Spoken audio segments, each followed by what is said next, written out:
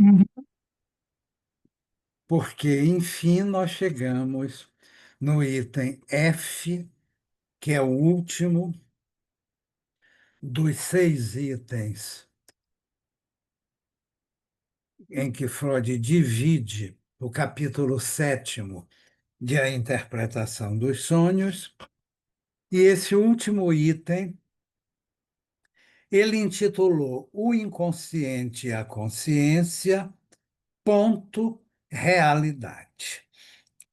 Então, aqui ele vai retomar o conceito tão crucial em Freud e na psicanálise de um modo geral, um conceito que, inclusive, especifica o campo da psicanálise, que é o conceito de inconsciente.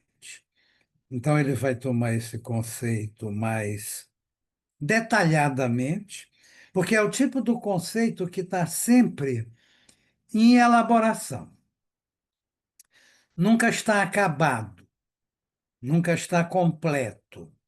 Está sempre sendo retomado de cada vez, e cada uma dessas retomadas implica, ou muitas vezes implica, numa mudança, às vezes mais significativa, do próprio conceito.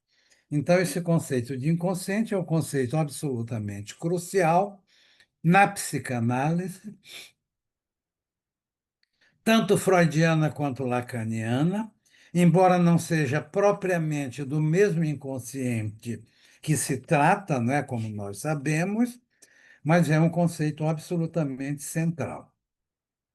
E Freud vai retornar sobre esse conceito para dar uma espécie de, a palavra não deixa de ser imprópria, por isso eu vou usar como colocando aspas, acabamento. Porque é um acabamento que vai deixando a coisa sempre passível de novas retificações. É um acabamento em que resta sempre algo do inacabado, no caso específico, no conceito de inconsciente. Então, ele contrapõe o conceito de inconsciente ao de consciência, para especificar bem claramente no que consiste a novidade radical da psicanálise, que é o conceito de inconsciente, um conceito inteiramente novo na história do pensamento, e depois ele vai falar um pouco da questão da realidade, mas a realidade aqui, no caso, é a realidade psíquica, que não se confunde com isso que nós estamos habituados a perceber como a realidade física, na qual nós estamos mergulhados, não é isso? Na qual nós estamos imersos, e o conceito de realidade psíquica tem o seu nível de realidade tão forte quanto o conceito de realidade física. Então, em síntese, é disso que ele vai tratar neste item F, e nós vamos agora, seguindo o método que nós temos empregado desde o início, que é ir acompanhando no texto o pensamento de Freud, fazendo as nossas colocações e fazendo as nossas trocas de impressões com a participação de vocês, que é algo absolutamente essencial, não só neste seminário, como nas atividades, de um modo geral, da escola lacaniana de psicanálise. Então, vamos aqui, o inconsciente e a consciência, a realidade. Freud abre esta última sessão do capítulo sétimo de sua Traumdeutung, interpretação dos sonhos, né? Levantando uma questão prenunciadora da futura, vamos também colocar umas aspas aqui, passagem de uma primeira tópica psíquica, uma tópica propriamente espacial, topológica, para uma segunda tópica, que seria a tópica estrutural. Então, vejam bem, essas tópicas, elas têm, na noção do inconsciente, uma noção absolutamente central. A tópica espacial, de alguma maneira, é aquela que ele figurou metaforicamente no esquema do pente, lá no item B do capítulo 7º da interpretação dos sonhos, que nós vimos aqui com bastante vagar, com bastante atenção. Talvez até tenha sido o item B do capítulo 7º, que é um item absolutamente crucial, aquele que nos tomou mais tempo aqui, durante este seminário. E não era para menos, porque ele tem toda uma série de questões, e eu me lembro que, na ocasião, eu trouxe, inclusive, aquele meu texto, não é? Os sonhos falam no presente do indicativo, para comentar aquela passagem que Freud diz que não há não e não há talvez no inconsciente. Não há negação, no sentido de que os dois elementos de uma negação subsistem lado a lado, como se nenhuma contradição houvesse, e não há também dúvida no inconsciente, não há talvez no inconsciente. Pegamos isso mais detalhadamente na época. De alguma forma, Freud aqui, em 1900, já prenuncia algo que vai ter a ver com a passagem da sua primeira tópica espacial para a sua segunda tópica estrutural. Convém dizer rapidamente alguma coisa em relação a isso, porque veja bem, há no pensamento de Freud duas coisas, pelo menos, que requerem muito a nossa atenção. Uma é o chamado dualismo pulsional. Freud sempre teve uma visão dualística das pulsões. Primeiro, ele fez aquela a contradição entre fome e amor, não é? Fome representada pelo que na época ele chamou de pulsões de vida, e o amor, que seria a pulsão sexual. Depois ele vai englobar isso como uma pulsão de vida, a pulsão de vida é pulsão sexual, e o outro elemento da contradição vai ser a pulsão de morte. Mas ele vai preparando isso em alguns textos, como aqueles textos do meados da década de 10, que são os textos metapsicológicos, em particular o texto sobre o inconsciente de 1915. E essa questão da passagem do primeiro para o segundo dualismo pulsional vai se dar, sobretudo, com essa preparação dos textos metapsicológicos na metade da década de 10. Isso vai se consumar com o conceito de pulsão de morte, que ele vai alcançar no Além do Princípio do Prazer, que é de 1920. E a outra concepção dualística, que ele modifica em parte, mas mantém no essencial, a primeira são dos dois dualismo, dualismo pulsional, pulsão de vida e pulsão de morte. E o segundo é das tópicas, da tópica psíquica.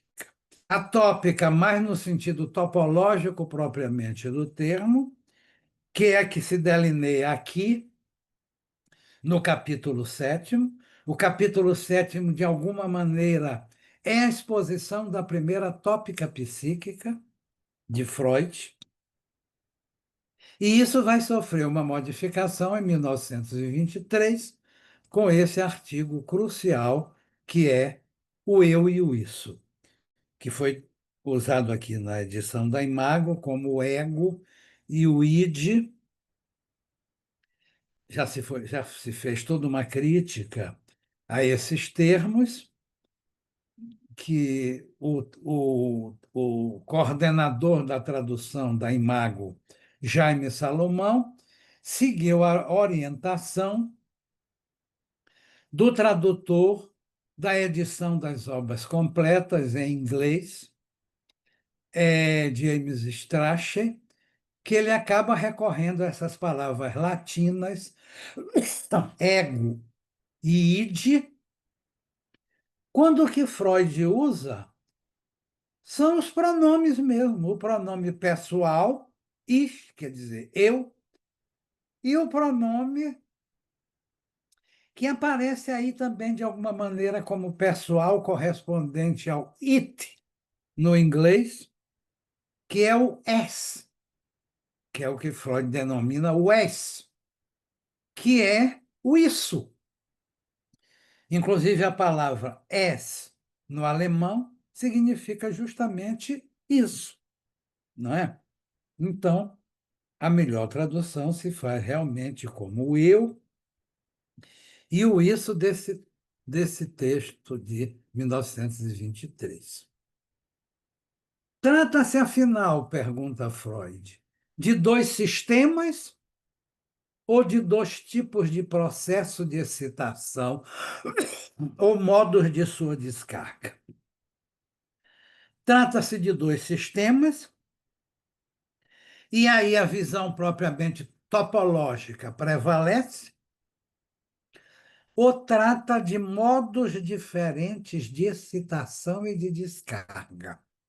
Aí o que prevalece é o ponto de vista econômico. Que o ponto de vista econômico tem justamente a ver com as quantidades, no caso de excitação, e com as qualidades correspondentes a essas quantidades.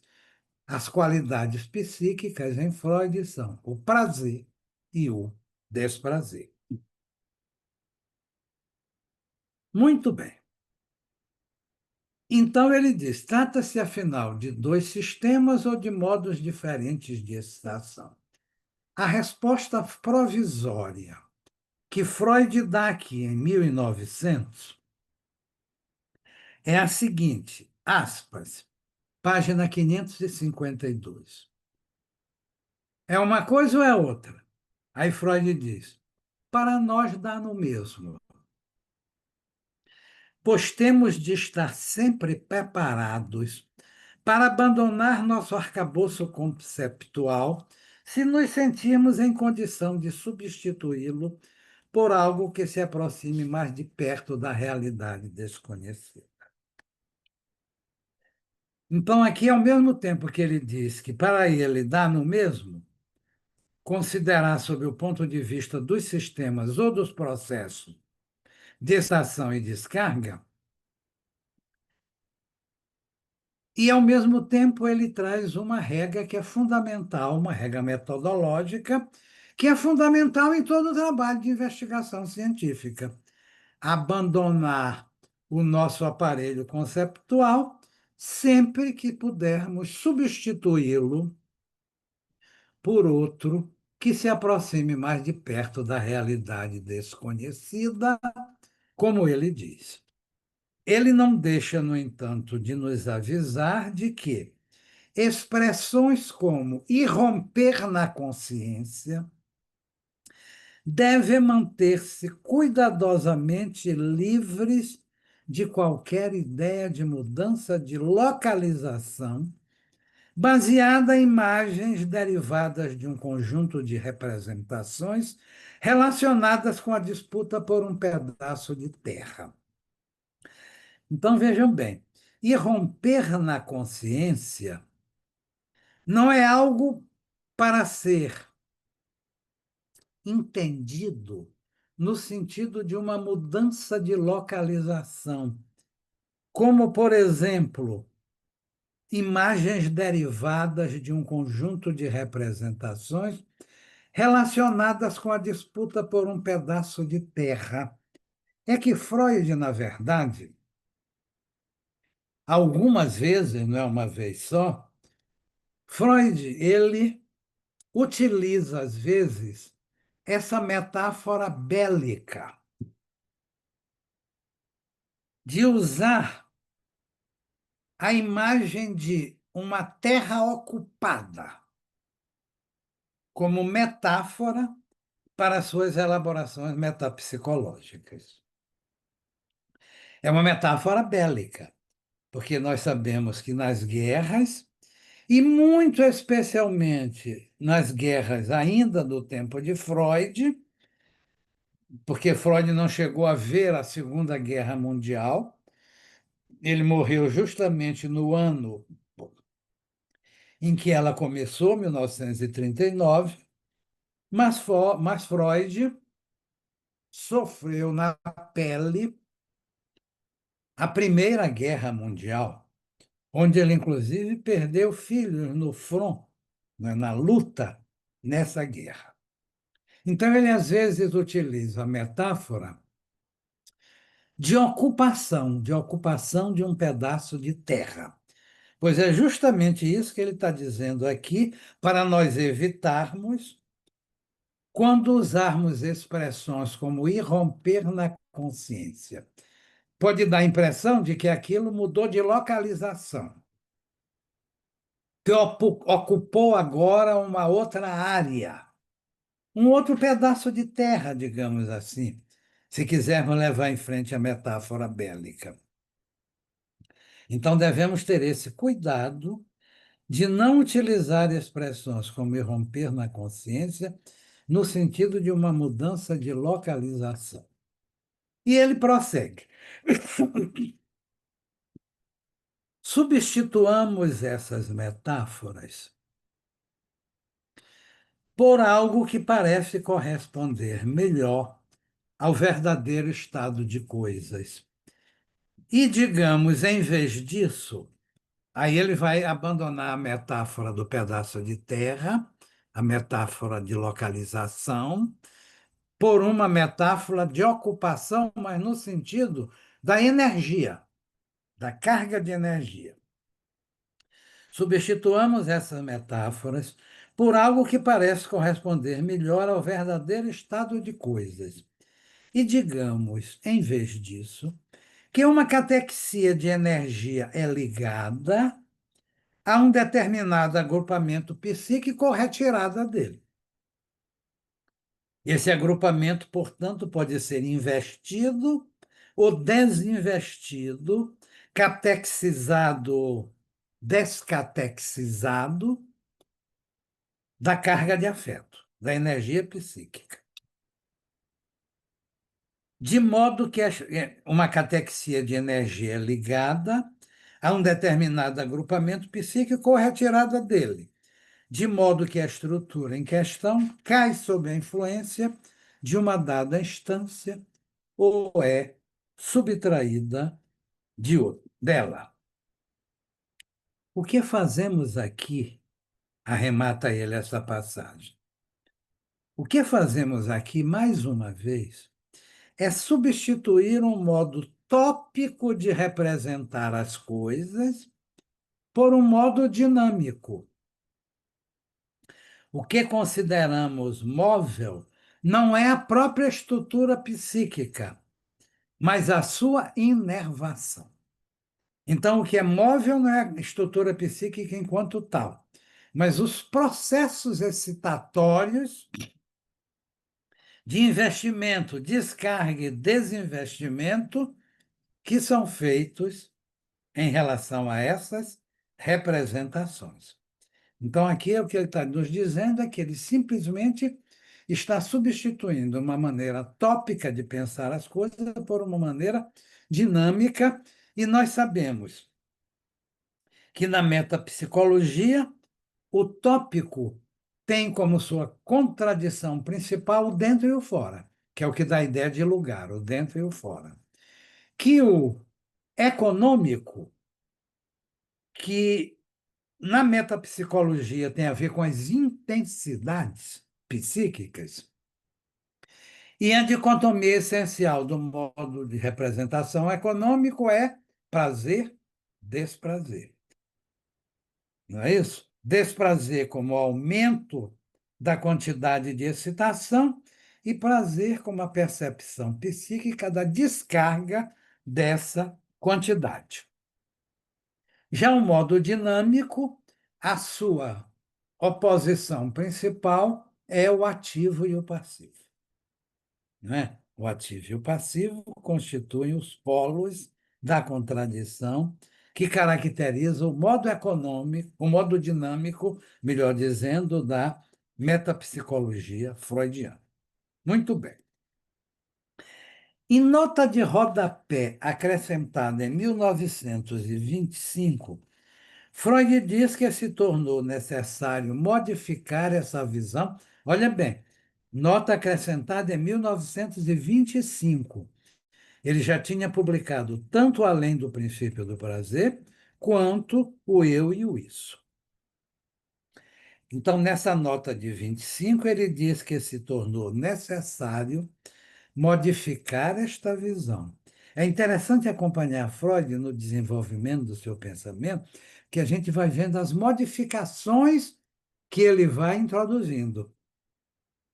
Como ele não está expondo uma coisa já pronta, como no ato de expor ele vai criando a teoria, então, evidentemente, que essa teoria é criada e recriada diversas vezes ao longo do tempo. Ela é uma teoria em permanente processo de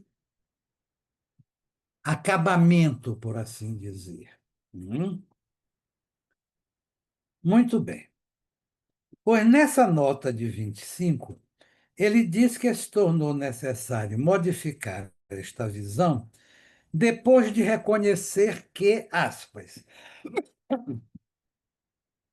o traço essencial de uma representação pré-consciente é o fato de ela estar ligada a restos de representações de palavra. Hum? De palavra. Isso aí ele vai trabalhar mais no artigo, ou melhor, como essa nota é de 25, ele está se baseando em coisas que ele já trabalhou, principalmente no artigo sobre o inconsciente, de 1915, e o Mais Além do Princípio do Prazer, de 1920.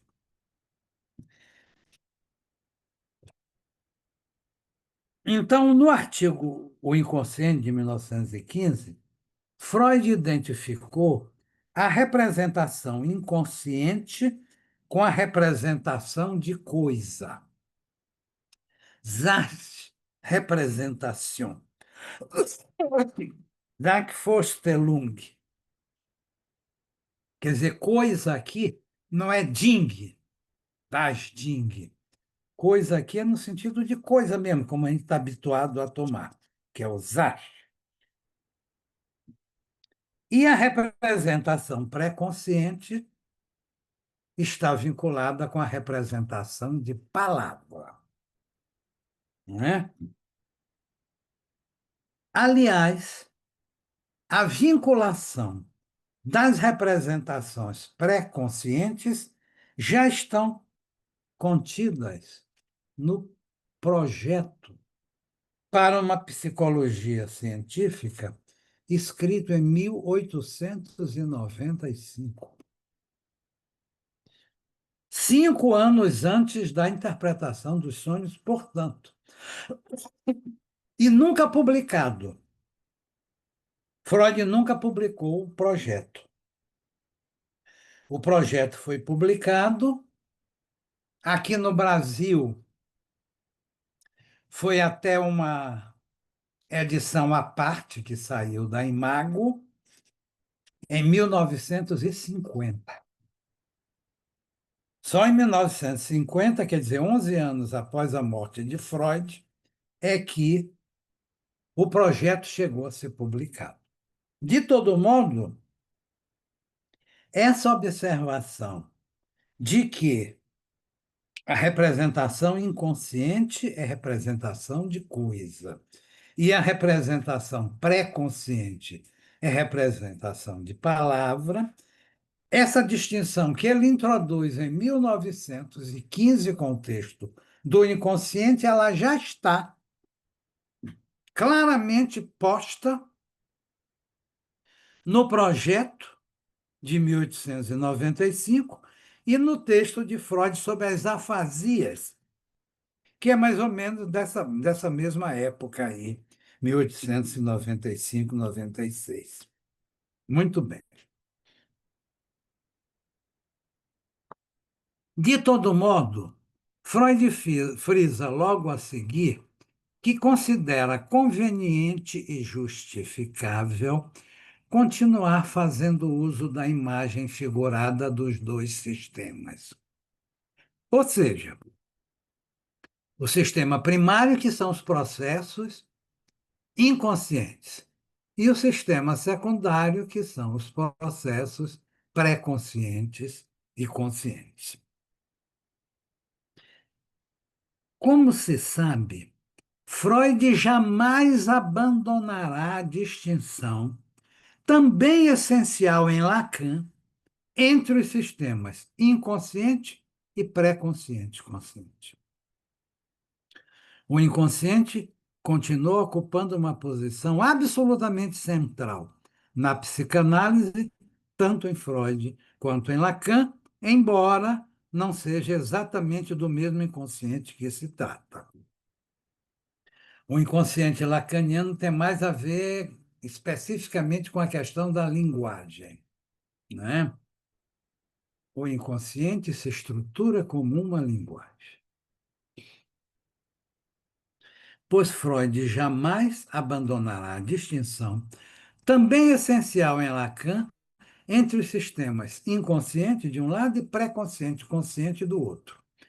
Em textos escritos mais de 3 décadas após a publicação da interpretação dos sonhos, ele continua afirmando que essa distinção entre o consciente e o inconsciente é, aspas, o único farol a guiar-nos nas trevas da psicologia profunda. Sem inconsciente não há psicanálise, não é, gente? Quer dizer, esse é um conceito absolutamente crucial e fundante que caracteriza e que, por assim dizer, sintetiza em si o campo da psicanálise, é o conceito de inconsciente. Aqui eu vou ler uma passagem que eu vou ler aqui no próprio livro, onde ele trabalha um pouco mais essa questão. É aqui nessa edição da Imago. Está na página 553.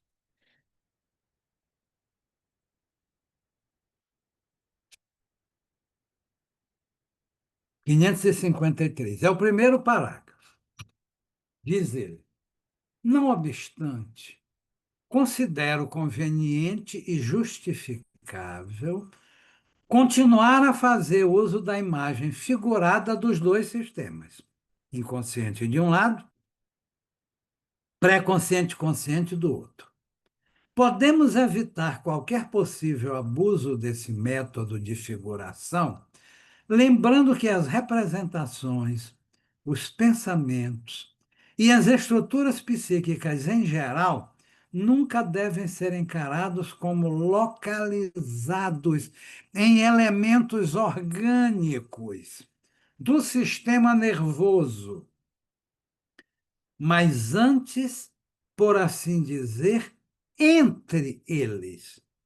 E Freud grifou a preposição entre, que está escrita aqui com caracteres itálicos. Mas antes, por assim dizer, quer dizer, inconsciente, pré-consciente e tal, isso não tem nenhuma localização orgânica no nosso cérebro. De alguma forma, ele está afastando a neurologia. A neurologia daria, por assim dizer, um suporte material ao psiquismo. Afinal de contas, tudo se desenvolve no cérebro, embora não seja possível. Tudo se desenvolve no corpo, né? Do qual o cérebro é uma parte. Privilegiada, sem dúvida, mas é uma parte. É justificável continuar fazendo uso da imagem figurada dos dois sistemas. Podemos evitar qualquer possível abuso desse método de figuração, lembrando que as representações, os pensamentos e as estruturas psíquicas em geral nunca devem ser considerados como localizados em elementos orgânicos do sistema nervoso, mas antes, por assim dizer, entre eles, onde as resistências e facilitações fornecem os correlatos correspondentes. Então, Freud está nos dizendo aí que a localização é virtual. Você pode até pensar, vamos dizer, figurativamente, em localidades psíquicas, mas é preciso fazer a ressalva de que esses lugares são lugares virtuais. Eles não estão situados, como ele diz em outro lugar, em nenhum ponto tangível do nosso aparelho orgânico, mas entre eles. Tudo que pode ser objeto de nossa percepção interna é virtual, tal como a imagem produzida num telescópio pela passagem dos raios luminosos. Mas temos justificativas para presumir a existência dos sistemas, que de modo algum são entidades psíquicas e nunca podem ser acessíveis à nossa percepção psíquica, semelhante à das lentes de um telescópio, que projetam a imagem. E a continuarmos com esta analogia, podemos comparar a censura entre os dois sistemas com a refração que ocorre quando o raio de luz passa para um novo meio. Ele fecha assim esse parágrafo que eu resolvi ler aqui no próprio texto. Então, ele está nos advertindo de que os processos psíquicos não ocorrem em nenhum lugar tangível do aparelho psíquico, do sistema neurológico, neuronal, mas, por assim dizer, entre eles. E aí ele toma como exemplo as lentes de um telescópio, onde a imagem se produz não nesta ou naquela lente, mas entre as lentes. Ou seja, a localização não é real, a localização é virtual. Onde é que se localiza a imagem de um telescópio? Entre as lentes. Não nesta ou naquela especificamente, mas entre elas.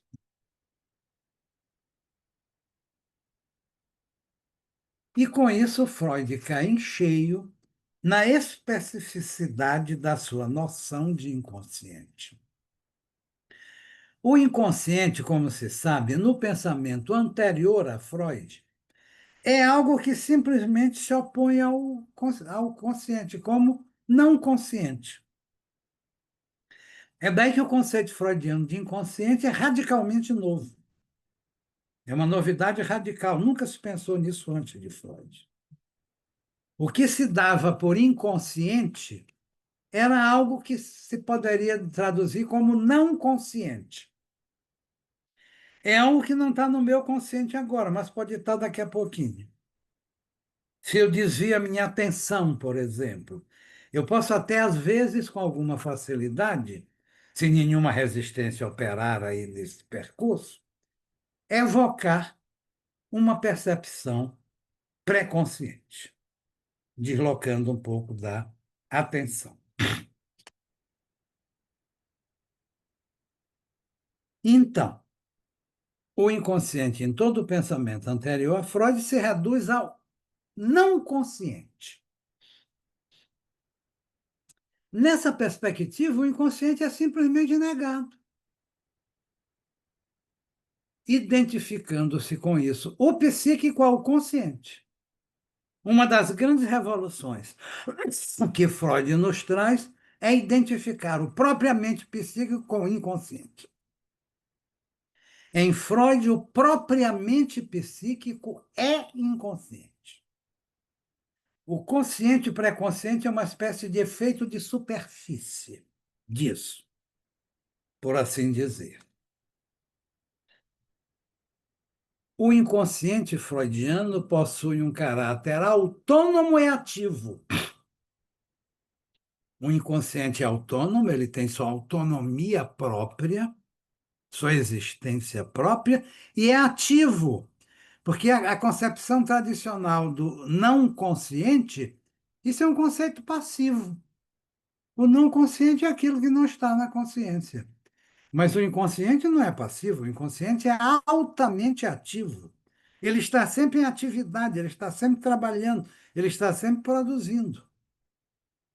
Estão aí os sonhos, estão aí os sintomas, estão aí as formações psíquicas, de uma maneira geral, a nos ilustrar esse fato. Quer dizer, o inconsciente é autônomo e ativo, ele está sempre procurando buscar uma expressão e está sempre Agostinho, produzindo formações. Diga, Tereza. Agostinho,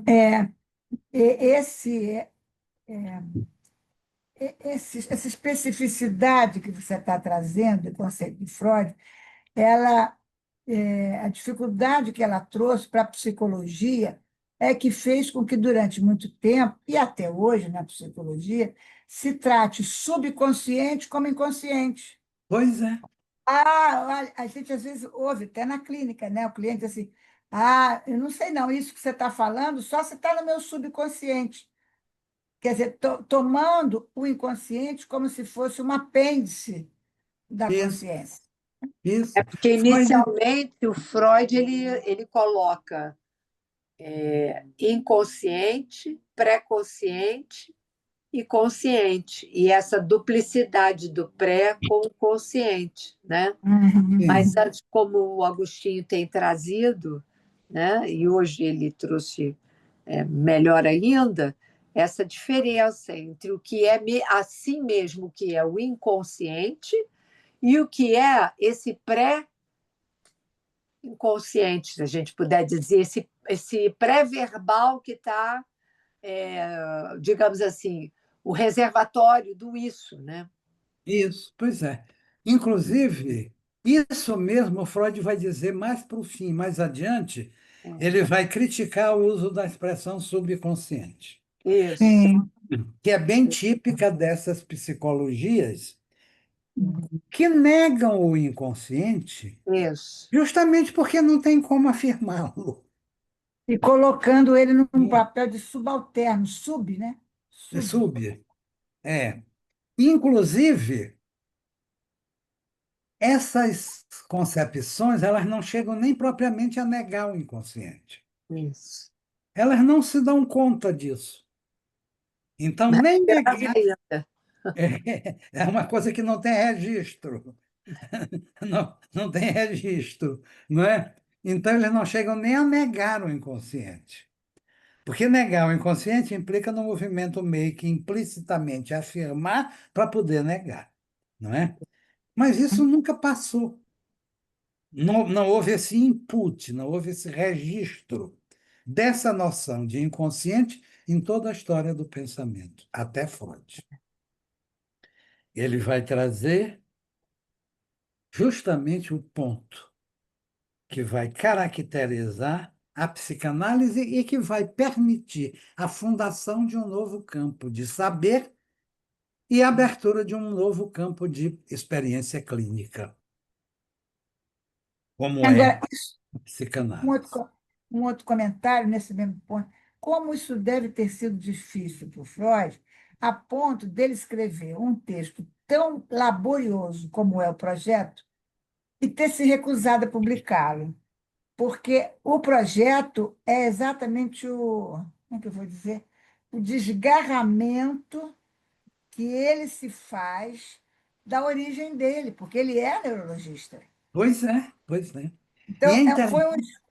um esforço muito grande, mas, ao mesmo tempo, ele nega. Isso. Durante toda a vida dele, ele não quer saber desse texto. Né? É. Você vê que, inclusive, ele intitula Projeto para uma Psicologia para Neurólogos, não é isso? Isso. Esse que é o título do projeto. Mas no texto do projeto, ele nega o título, porque Uhum, essa psicologia que Freud está propondo ali, ela não é propriamente para neurólogos, uhum. ela será para psicanalistas, não é? Ela será a sustentação principal da psicanalista. E ele conclui esta passagem. Assim, o analista se inteira de que o efeito consciente é apenas um resultado psíquico remoto do processo inconsciente e de que este não se tornou consciente como tal e já estava presente e atuante, mesmo sem trair de nenhum modo sua existência para a consciência. Então, o inconsciente não se torna consciente. A análise não é tornar consciente o inconsciente. O inconsciente, por definição, jamais será consciente. Você pode, de alguma maneira, inferi-lo através das suas formações. Qual é o modo de o inconsciente dar sinais de sua existência? As formações do inconsciente. Os sintomas, os sonhos, os esquecimentos de nomes, os atos falhos e por aí por diante, não é? Pois bem, daí Freud chega à formulação geral de que o propriamente psíquico é inconsciente. Aspas. Deve-se pressupor que o inconsciente é a base geral da vida psíquica. Isso.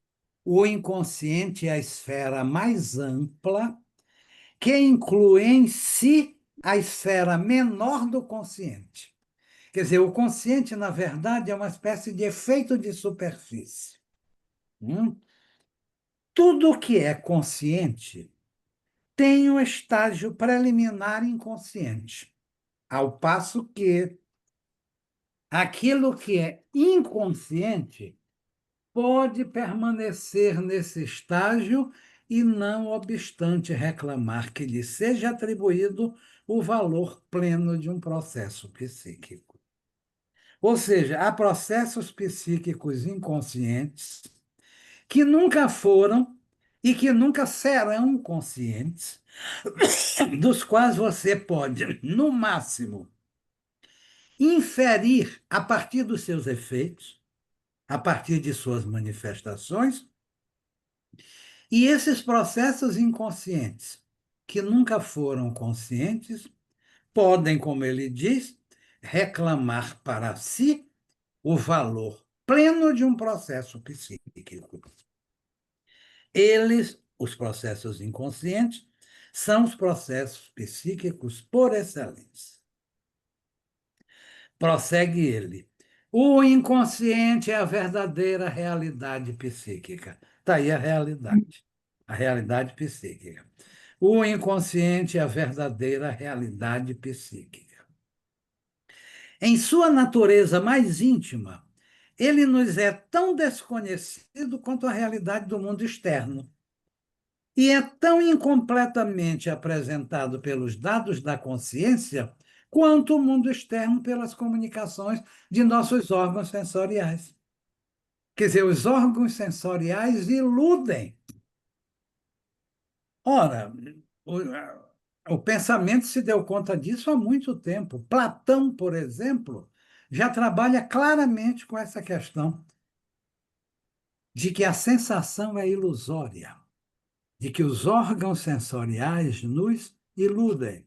Consequentemente, nós não podemos confiar irrestritamente neles. Continua Freud. A compreensão disso ajuda a dissipar todo um conjunto de explicações fantasiosas, com as quais tradicionalmente se procurou dar conta da natureza dos sonhos. Assim como ajuda também a enxergar melhor a participação dos processos inconscientes na criação intelectual e artística, que ainda tem esse efeito de quebra, né? Ajuda a enxergar melhor a participação dos processos inconscientes na criação intelectual e artística. A matéria da realidade psíquica é a fantasia. Isso. E a sua certeza é justamente a fantasia. Com isso, ele decreta a abolição do orgânico a inconsistência daquilo que se chamou psicossomático, Isso, né? perfeito. Não há Exatamente. orgânico, muito menos psicossomático, Perfeitamente. só há psi. Então, a Será que fantasia é pode a ser única realmente que certeza. não há orgânico? Não há orgânico no sentido de que o orgânico está submetido ao inconsciente. Não há orgânico no sentido de Inteiramente. soma, O no Não, sentido orgânico do é uma soma. espécie de porque o suporte. orgânico tem a ver com o real, não vamos esquecer. O inconsciente, ele, de alguma maneira, ele dá corpo, né? Ele faz Isso. corpo, o corpo discursivo, mas o inconsciente só há inconsciente porque tem esse suporte real que é o Claro, corpo. claro, Sim, claro. A mas gente que, mas, mas que é apresentado no simbólico, no RSI, afinal, né? talvez a gente Porque possa. vamos levar O em conta real, enquanto tal, sem tudo, simbólico e sem tudo o imaginário, não simbólico existe. consegue, né, Isso. subverter. O real, ele não está totalmente submetido ao simbólico, eu diria. Não, o que eu quero dizer, Tereza, é que não há o real em si sem simbólico e imaginário. Não sei se é isso que. Só real porque há simbólico. Verdade, Exatamente, exatamente. Então, verdade. submetido não nesse sentido de sub, de embaixo, mas de articulado. Ah, bom, articulado, eu concordo com você. Quer dizer, o real, quando eu quero falar o orgânico em si, que a psicossomática trata, né, que faz uma relação com o psíquico, o orgânico em si, ele não existe, ele só existe via simbólico e real, simbólico e imaginário. A gente Sim, pode, talvez, embora um tanto Uma imperfeitamente, boa observação a fazer um sua, paralelo com, por exemplo, um computador. Eu estou aqui diante do meu notebook, que é um computador portátil, e ele tem as peças. Eles têm o sistema hard, não é? Ele tem sim. as peças, o sistema duro, que estão ali funcionando. Mas o que se passa propriamente ultrapassa essas peças em seu funcionamento, Isso, isso. não Que tem é? tudo a ver com o que você estava falando, dessa diferença entre inconsciente e o isso. Exato, O perfeitamente. isso, exato. esse real impossível que só pode, de alguma maneira, ser abordado, né, a partir dessa, dessa filtragem eventual que pode acontecer desses objetos que estão lá no isso para o inconsciente. Ou Dessa, direto, ressignifi- dessa é, ressignificação, né?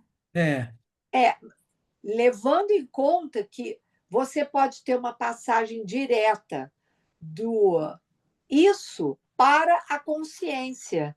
E é isso que a gente vai entender como sendo memória em ato. A memória em ato não é rememoração. A memória em ato é a presentificação de um real ali, naquele Sim. simbólico Sim, imaginário. exato, exatamente. E aqui nessa passagem, Tereza, Freud vai identificar a consciência com a percepção. Isso. Ele, inclusive, define na página 536 a consciência como órgão sensorial para a percepção de qualidades psíquicas. Olha só. A consciência como órgão sensorial, então ela está ligada ao campo das sensações, não é?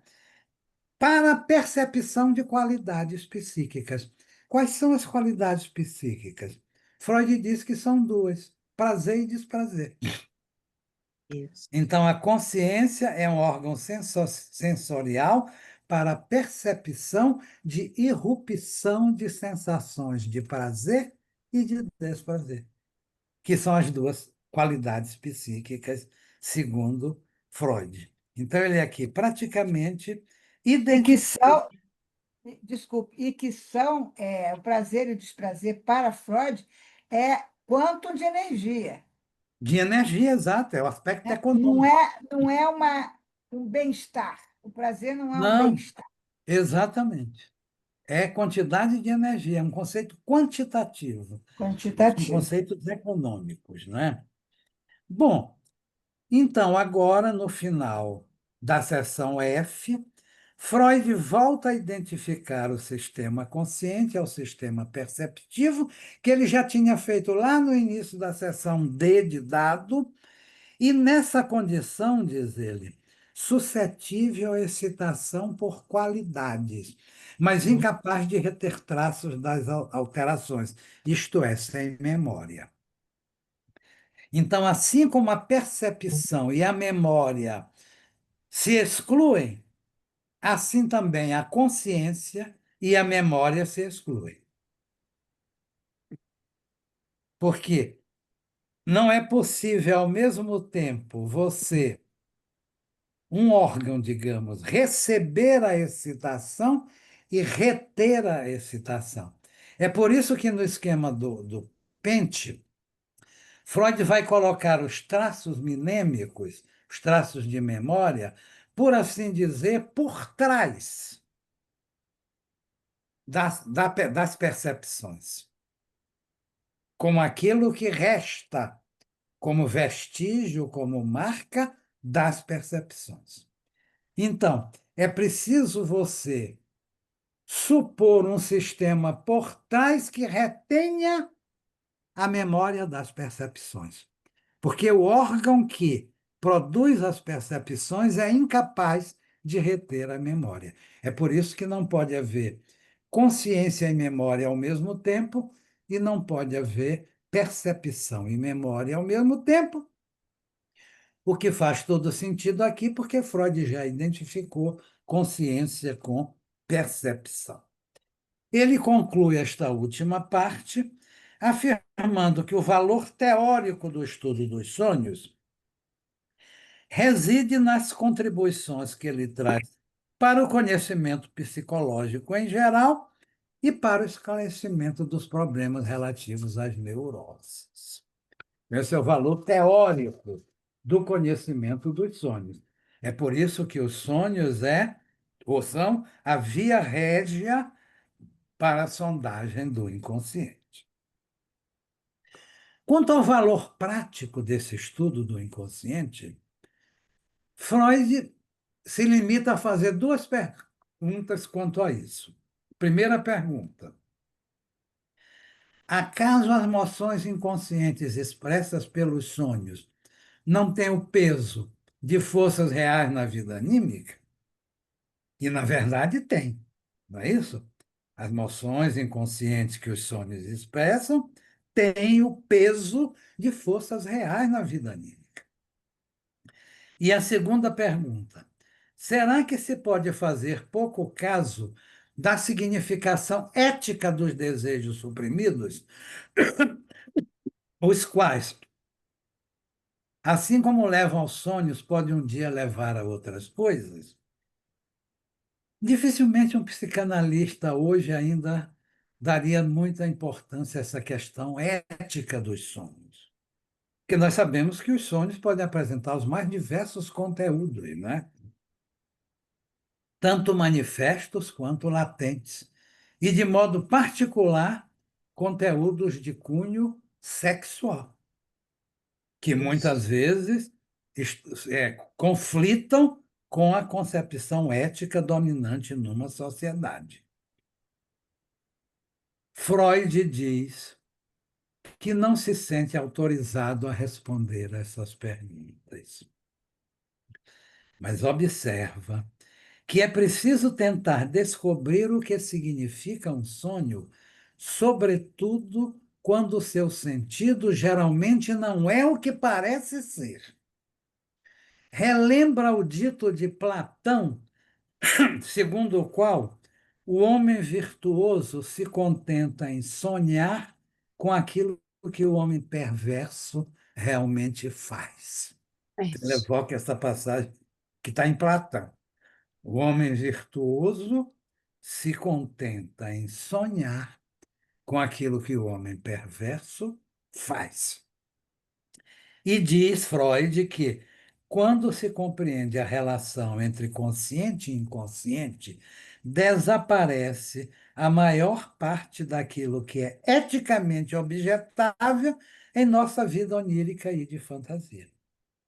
Quer dizer, Isso. um conteúdo explicitamente sexual é uma coisa que não é de nos surpreender num sonho. Uhum. Não é? Seria Verdade. mais surpreender a ausência absoluta dessa espécie de conteúdo. Então, a questão não está na moralidade dos sonhos. A questão está em trabalhá-los como que efetivamente são, formações do inconsciente, cujo Isso. estudo é a via real para a compreensão do psiquismo humano e, em particular, das neuroses. É E isso. Freud acrescenta, enfim, as ações e opiniões conscientemente expressas são, em geral, suficientes para a finalidade prática de julgar o caráter dos homens. Sobretudo as ações, pois muitos impulsos que irrompem na consciência são reduzidos a nada pelas forças reais da vida anímica antes de amadurecerem sob a forma de atos.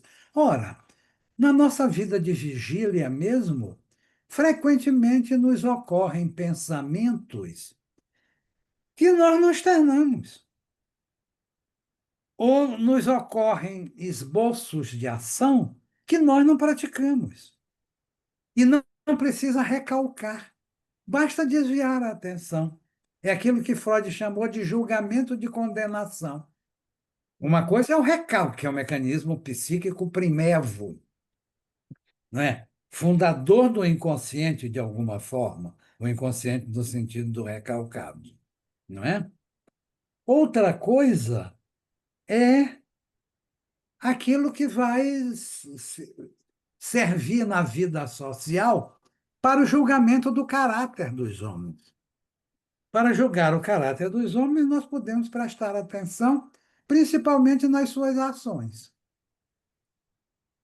já que o homem perverso faz, como já dizia Platão, né?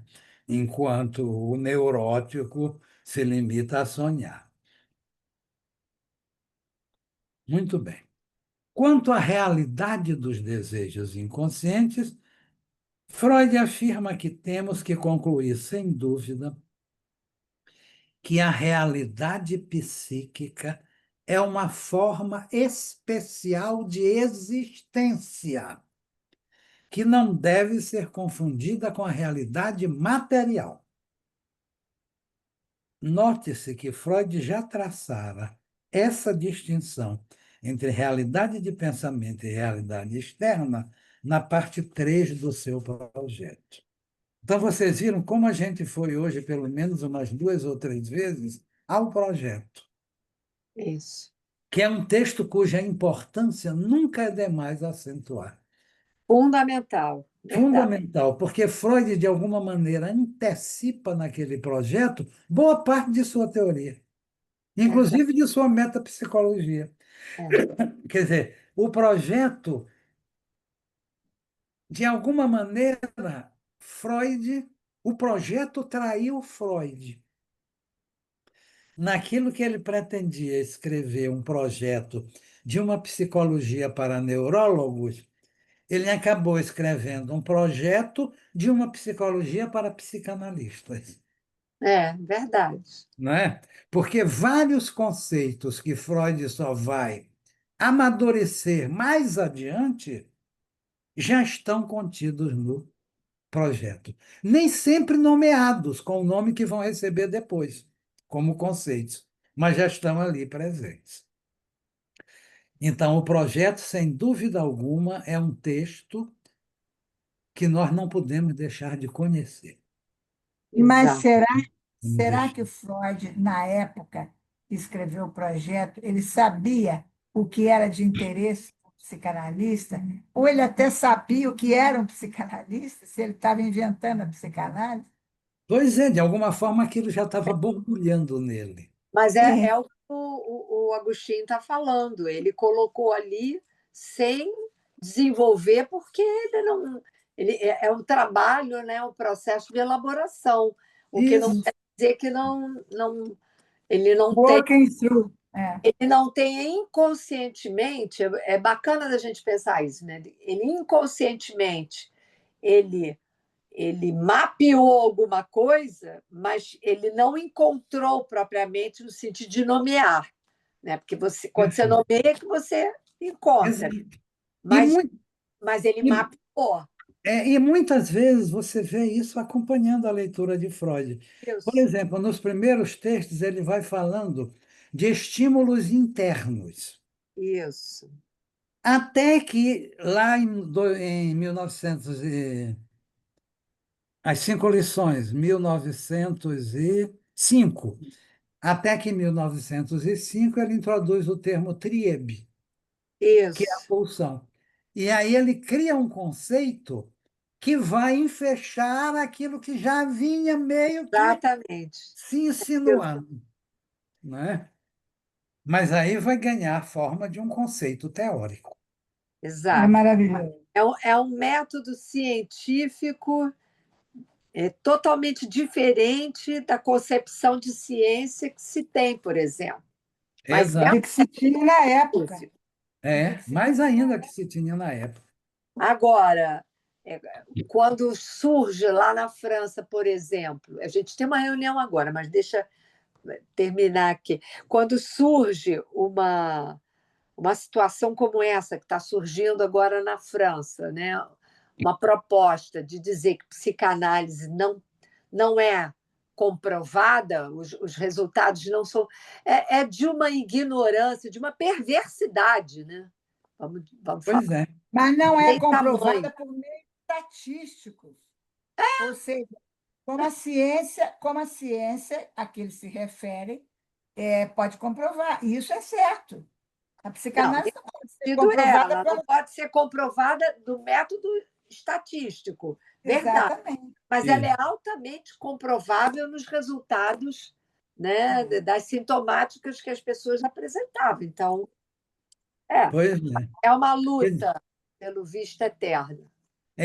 Porque uma coisa que a psicanálise realmente não permite, ainda bem, é a reprodutibilidade. Isso, Por exemplo, você não pode submeter aquele sujeito com uma análise por outro analista que vai verificar se as conclusões do primeiro analista estão certas ou não, coisa que a ciência. Exatamente. tratamento não é universal, porque Pois na é, ciência o tratamento é universal. sim. Para febre, você vai dar analgésico. Para isso, você vai dar. A psicanálise, não. Não. Até porque você não Mas a dá nada. verificação, a Você faz o verificação, sujeito encontrar a solução para as questões. Né? Diga, a Tereza. verificação, a verificação é um critério para que a ciência que se refira como eficaz. É, Tem que ser verificável. E se ela não é verificável para a ciência, não é. É. E Velha a discussão. psicanálise tem o seu nível próprio de verificação, que é a exata. clínica.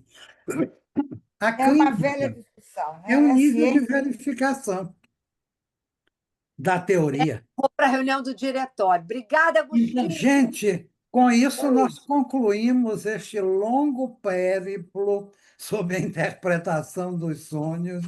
Eu agradeço muito a vocês que tiveram Nós é Eu que que agradecemos, agradeço, amiga. eu que que me agradeço. acompanhar aí por esses Maravilhoso. 4 anos. Eu próprio não acredito que eu levei esse tempo E o todo. que você vai dar no ano que Obrigada pela insistência. vem? Acho? O que você vai É, dar no ano que vem? eu estou muito tentado a emendar isso aqui com além do princípio do prazer, porque Opa! é um Muito texto mais bom. curto que a gente pode ver no primeiro semestre. Maravilha. Se Muito não der, bom. a gente dedica o ano, mas não Beijo. será o mais Deixa eu ir para forte. essa bendita Boa reunião. reunião aí para vocês. Beijo, obrigada. Obrigado aí por toda essa Obrigada, atenção Agostinho. que vocês me concederam durante esses Que anos. isso, nós é que agradecemos. Beijo. Tchauzinho, obrigada. Obrigada. Até. Tchau.